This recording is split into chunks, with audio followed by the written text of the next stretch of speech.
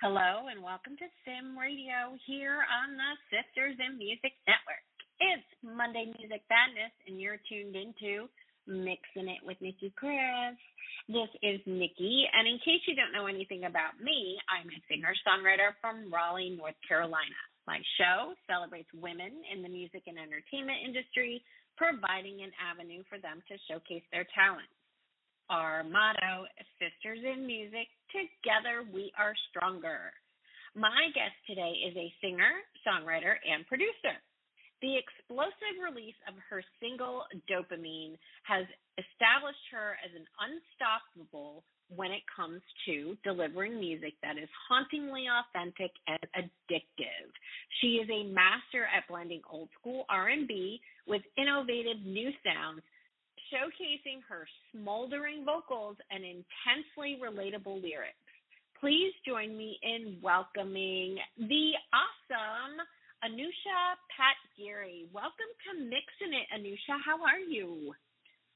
Good. Thank you for having me. This is super exciting. You are quite welcome, and I'm really excited to share you and your music with everyone. So let's get right to it. All right. Why don't you tell me a little bit about your journey into the music industry and what inspired you to pursue a career in music? So, I've been singing my whole life. I feel like that's kind of just what everyone says. But I think I realized embarrassingly young that I really like attention and I like to perform for people and make people happy. And the best way I knew how to do that was performing and singing live.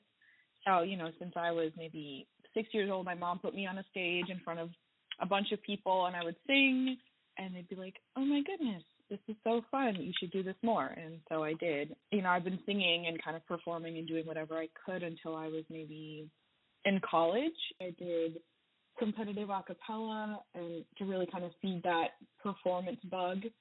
And then during the pandemic actually is when I decided to actually try to put myself in the industry. For me, that just meant working with producers and getting into a studio and actually producing my own music.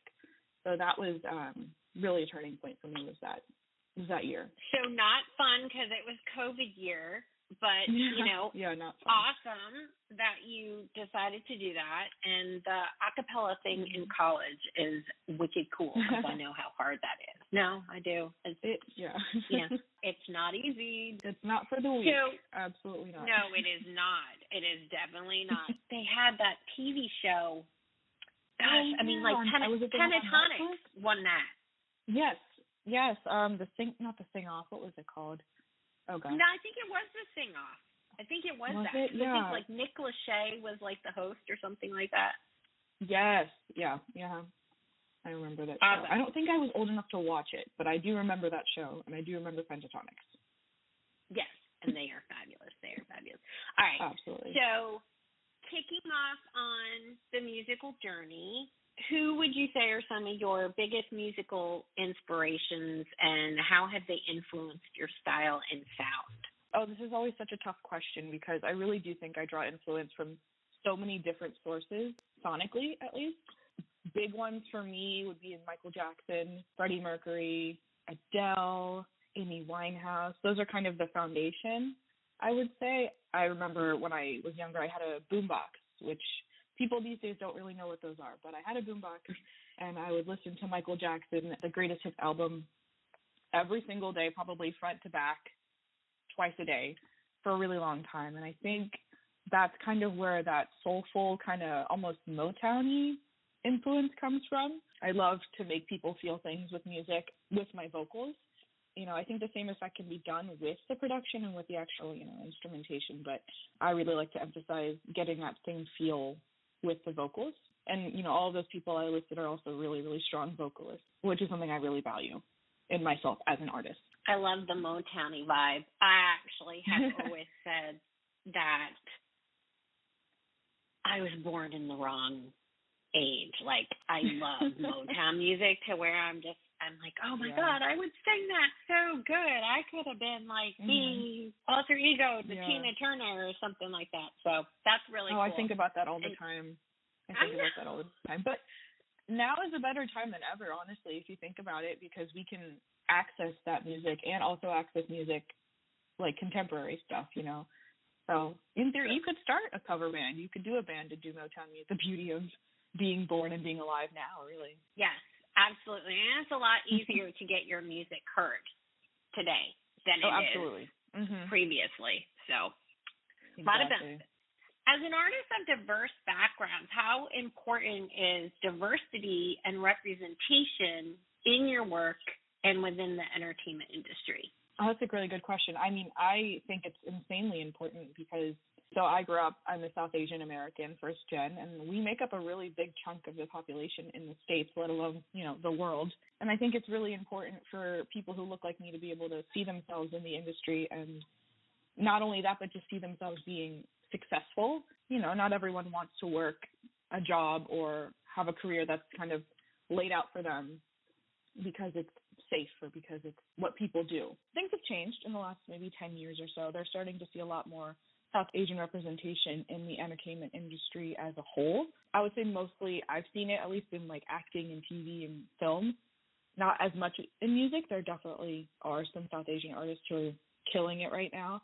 But there can always be more. You know, there's always room at the table, even if, you know, you're the one who has to pull up the chair. It's kind of my biggest thing.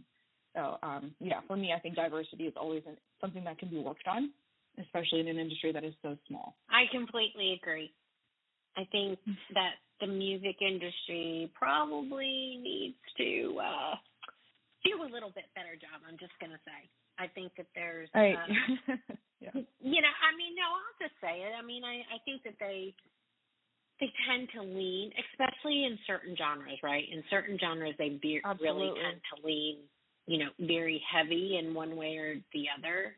I also think they don't normally embrace certain categories of individuals like they should. I've always felt that ageism is definitely prevalent in the music industry. Oh, absolutely. And I don't understand why. I've always said, yeah, I agree. The older people are the ones that have jobs and have money. Why wouldn't you tell her to them? But they're the ones who have jobs, they have money, they have the training. If they can still put out music and art that is good, I don't see why that's a problem. Even me, I'm 25. Yeah. I can't help but feel like sometimes I'm an old hag, which is not true and frankly really insulting to people who are more senior than me, who have tons of experience. But yeah, no, I totally understand. And I think age is like a huge issue in the industry, and it shouldn't be. Totally. All right. This is a great place for us to share the first song that you brought with you. Could you tell us a little bit about Lethal? What is this about? Yeah. So this started off like most of my songs do, as a love song. But I think one day I must have been listening to some Lana Del Rey or some Weekend. I was just like in a really dark mood, not in a depressed mood, but more just I wanted to write something that was really kind of cutthroat and very heavy, I guess. And a lot of times for me, love can kind of transcend different subjects in my life. So I wanted to kind of look at it from a perspective of someone who's addicted to something. And then from there, it kind of just blossomed into a song about addiction in general. You're at that point where you have something and you don't care what the consequences are because you have to have that. And I think, you know, that applies for so many things, whether it's love or, I don't know, video games or, you know, money, things like that. Those are the things that came up. I don't know why. But that's kind of how the song evolved to where it is now. This is Lethal by Anusha Patgiri. Sink your teeth into me. Don't you wanna know what you're gonna taste like in the morning? It's not really that deep, but don't you wanna know what you're gonna taste like tomorrow morning? I don't need no sweet talk, baby, got me anyway. Bet those eyes will probably kill me, but honestly, I don't care if you're lethal, kinda wanna die young. And if you're a mistake, baby, at least you'll be the last one. Don't care if you're lethal, I can die in your arms. And bet you'll be the best one, yeah. Well, has it been 10 years or 10 minutes? Cause it don't feel real without you in it. I'm walking around, but everywhere it's you. I'm done counting stars, there's nothing left for me. Let me make one thing clear. I don't care if you're lethal, kinda wanna die young. And if you're a mistake, baby, at least you'll be the last one. Don't care if you're lethal, let me die in your arms. And if you're a mistake, baby, bet you'll be the best one. The only time I feel is for you. Never mind when you put me through. Cause I don't care if you're lethal, kinda wanna die young. And if you're a mistake, baby, at least you'll be the last one. I don't care if you're lethal, kinda wanna die young. And if you're a mistake, baby, at least you'll be the last one. Don't care if you're lethal, let me die in your arms. And if you're a mistake, baby, bet you'll be the best one.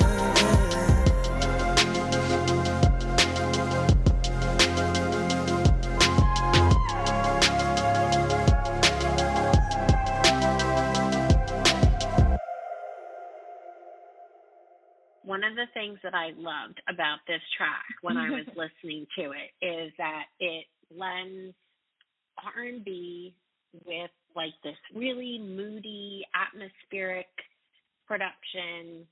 It's got these really deep bass lines, like really subtle underneath it, right? And you've got like this alluring mood. So I love your description of it because it definitely matches with the vibe of the song. And, you know, your vocals are delivered with this like soulful passion. And there's a balance, though, there of vulnerability and confidence, which is very unique. So very well done. Thank you. Thank you so much. I recorded this in my bedroom, actually, so I'm really glad to hear that you like it sonically and like production-wise. I have a great producer that I've been working with for a few years now. He knows that I have this kind of dark pop, weekendy kind of energy that I like to bring to the studio, and I think he did an amazing job, so I definitely have to give him credit. Yeah, I think he did too. Thank you. Definitely. Yep. Awesome. So let's talk a little bit about day jobs. Many artists balance day jobs with their music careers. How has this dual pursuit shaped your artistic journey? Yeah, I mean, I don't want to say it's slowed me down. I definitely used to think that because, you know, when I was starting to make music, I also was about to graduate college in 2021, and then I was also training to be a voice teacher. And so once I graduated, I was essentially working two jobs, and just that's kind of how my life was going. But now looking back, I'm really grateful that I had that situation because, for one, you know, you have to make money, right? You have to be stable. And so I had those funds coming in from my day job to be able to go into the studio and produce vocals and do all that stuff and get photo shoots and promote myself, you know. And so I'm very grateful for that. On the voice teaching side, I was really grateful for that because I was able to train myself and also work with tons of different people with crazy different backgrounds, which in itself is really cool because then I would also be exposed to different types of music. You know, one student I remember was really into Whitney Houston and Mariah Carey, and so I remember drawing a lot of influence from that to put into Lethal, for example, having these kind of long, drawn-out belty notes that I didn't have in the song originally. But yeah, I mean, now I still work a normal, quote-unquote, normal job. You know, I work in the STEM field. I work in dementia research, and it's really exciting, but it's also really nice to be able to have that kind of foundation to fall back on and have the money coming in. That's kind of a huge thing because at the end of the day, making music is expensive and you need to have the funds to be able to do it. So I'm very fortunate to be in the situation I'm in. Yeah, you actually hit on something that's really important because the independent artist community. And when I call somebody an independent artist, I am talking about the person that pays for their own production, does all of their marketing, right? Everything that they is their own manager, right? Everything that they do, they are handling it. They don't have people. Yes. Like I have a social media posting tool that I use, right? Mm-hmm. But that still costs money, right? There's subscription fees and all of that stuff and everything, right? Yeah. So everything that we do today, even though it's a lot easier to get the music out there, it does cost money. And it does, unfortunately. I really think that they need to stop putting a stigma on the independent artist that does it all themselves, because I agree. amount of beautiful music that some of these independent artists are putting out, including yourself, we need to embrace that, and we need to support, regardless of whether or not there's a major label backing them. And honestly, I've often felt that the independent artist actually cares more about the craft in many ways than somebody who's backed by like XYZ label. I can definitely see that. There's definitely some independent artists, even people who have millions and millions of streams who used to be signed to labels. A lot of people are actually leaving their labels in favor of becoming an independent artist now. So clearly something needs to be changed there. Of course, I'm sure it's great to have a label backing you, but the control thing, I'm sure, is like really appealing to a lot of people. Absolutely. Yeah. And independent artists are, I agree. They're I don't want to say hidden gems, but lots of gems in that field for sure. Definitely. So what would you say then would be your career aspirations for music in the next coming years? So I am very much the type of person I have to split up my goals into long-term and short-term to make them more tangible. So I guess short-term goals for this year, I would love to start performing live, doing my own music. Anytime I've sung live, it's always someone else's song. And so I want to start doing my own. That's my short-term goal, and start having shows here and there, and then maybe have some people approach me and say, hey, do you want to come sing at this event? I think that'd be super cool. Long-term, I would love to just expand my network as big as it can get, kind of going back to the whole diversity thing. Something that I think would be really cool to explore would be Bollywood music. I by no means am classically trained. I don't have any sort of, I don't speak Hindi. I can't sing in that language. I could try, but I think that would be a really cool thing to tap into, especially because I grew up listening to that music, tangentially with like American music. I think that would be super cool. That's definitely a long-term goal, but that's something I would love to do. And then maybe work my way up, perform at some festivals, I think would be cool. But I think at the end of the day, I would just really love like a solid fan base, I guess, to give this music and give this art to. I love that. Very good. I like the Bollywood angle. I actually spoke with cool. really. And you know what? There's a lot of potential lucrativity. Is that even a word? I don't know. But lucrative auctions, let's put it that. Yeah, lucrativity. I just created a new word. I have no idea if it actually exists.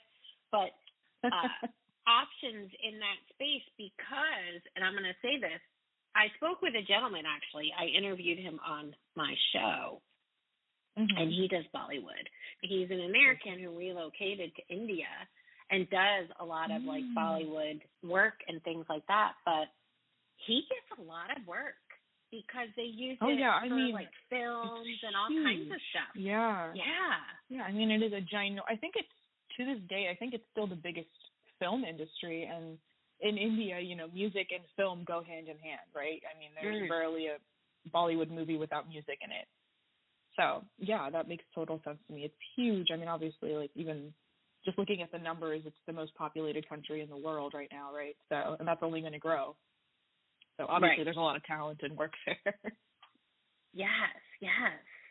Ooh, yay. You should look into that. Yeah. Okay, so keeping that in mind, do you have a sneak peek into any upcoming projects or releases that you have coming down the pipe or that you're excited about that you can tell us about? Yeah, I mean, I have a couple new singles that I'm working on.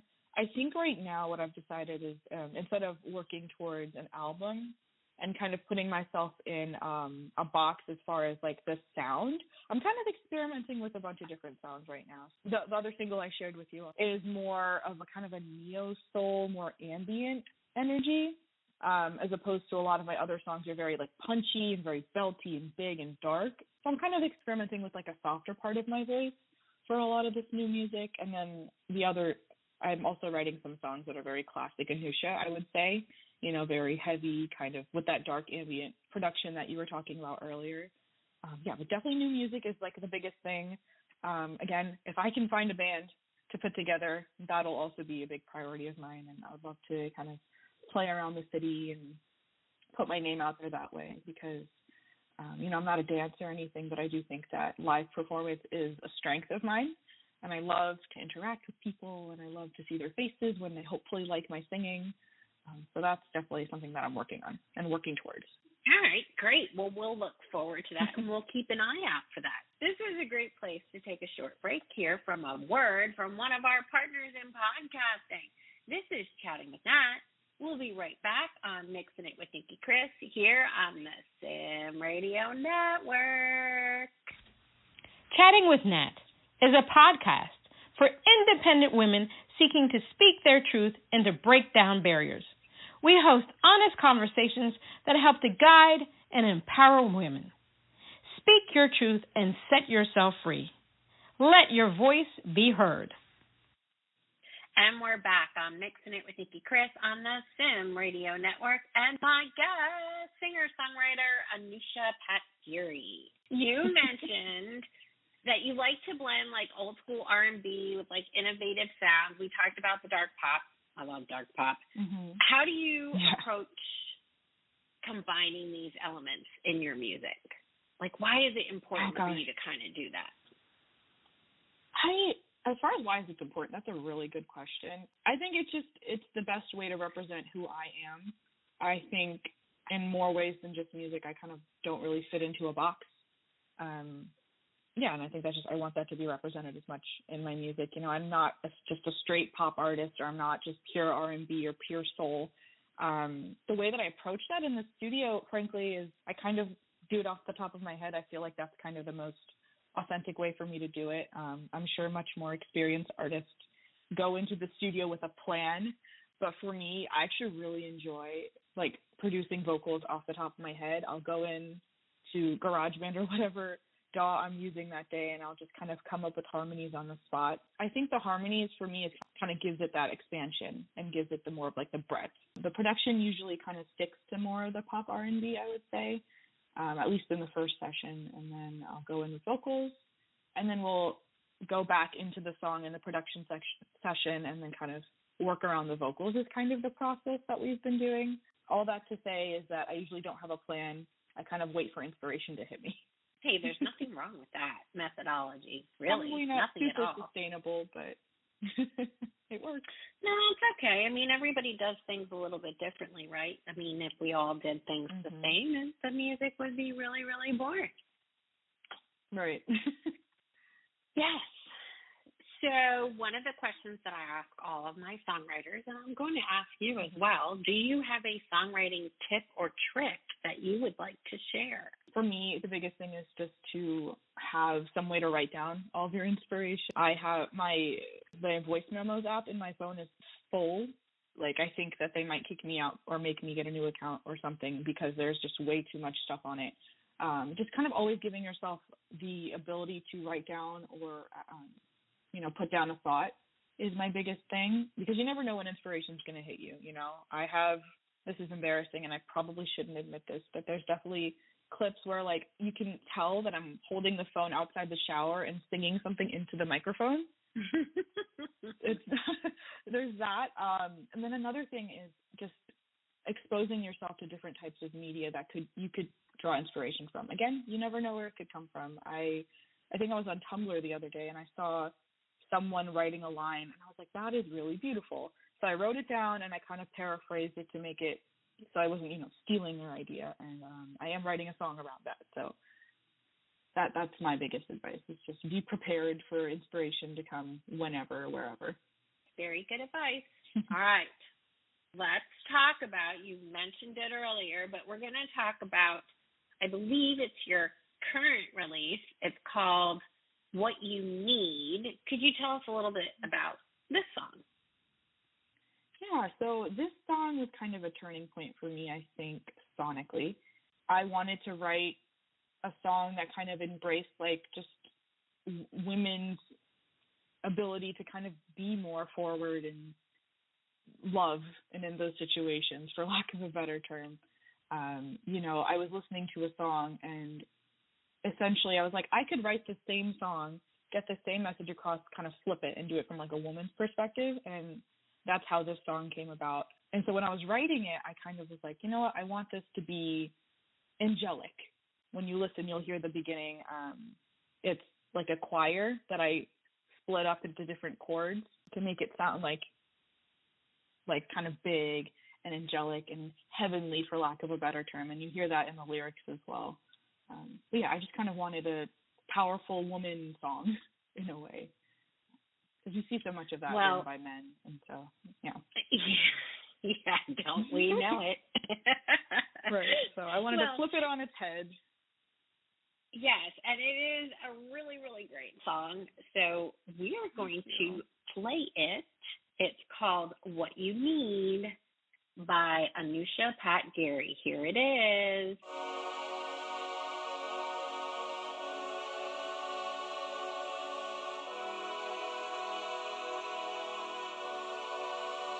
I wanna love you like the woman I am. I'll give you what you deserve. Trust me, I'ma give you the world. Don't need an hour, but I'll stick around. Baby, if you want me to, tell me what you wanna do. Just tell me what you need.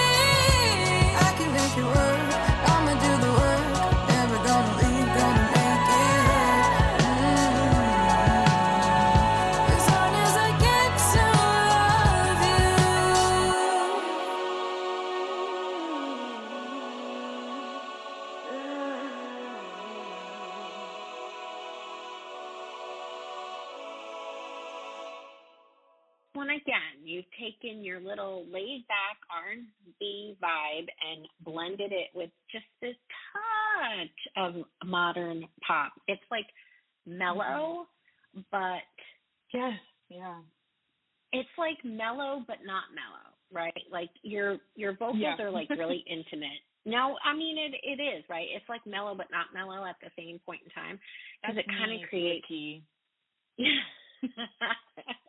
mellow but not mellow at the same time. I'm inventing all these new weird little like adjectives. But no, it really is. One of the things that I really picked up on this particular song is your vocals are like really intimate and soothing, but they're like really soulful to the point that it like captures your attention. And then the lyrics are very tender and reassuring, right? There's a message that you're trying to convey. So another exceptional song. So congrats. Thank you. I'm really excited about this one. You should be. I like it a lot. Very good. Very good. So before we sign off for the day, is there anything else you'd like to share with our listeners? What about where they can find you on social media? I know that you mentioned that you're going to try and do some shows, maybe, tell us what the website where they might be able to actually go and find your show schedule when you start booking some of those things. Tell everybody where they can check you out. So I have a website. It's www.anushapatgiri.com. I'm also on social media, so Instagram and TikTok are probably the easiest ways to reach me. Don't have a ton of followers, which is good because I'm more likely to see your messages and stuff. If you do want to reach out on Instagram, I'm just at Anusha Patgiri, first name, last name. And then on TikTok, I believe it is Anusha and then a period and then Patgiri. And again, those are the easiest ways to reach me if you have any questions. You just want to say, hi, let's be friends. I'm always looking for new people to talk to. That's awesome. Yes. Guys, go and follow Anusha. Check out her music, stream, follow, like, and you know what? Buy. Because everybody forgets the little BUY button because now everything is like streaming. It's all good. I'm a promotion fanatic. Go to Bandcamp, buy it if you have your stuff on Bandcamp. Yes, I am on Bandcamp. That is true. See? Good girl. Yes, definitely got to do that. All right. Well, with that, any final last words before we sign off? No, but thank you so much for having me, and thank you for showing me to your audience. I'm super honored and really excited. Well, it's been my absolute pleasure having you on the show, and thank you for taking the time to chat with me today. Yes, absolutely appreciate it. And to everybody out there, thank you for tuning in to Mixin' It.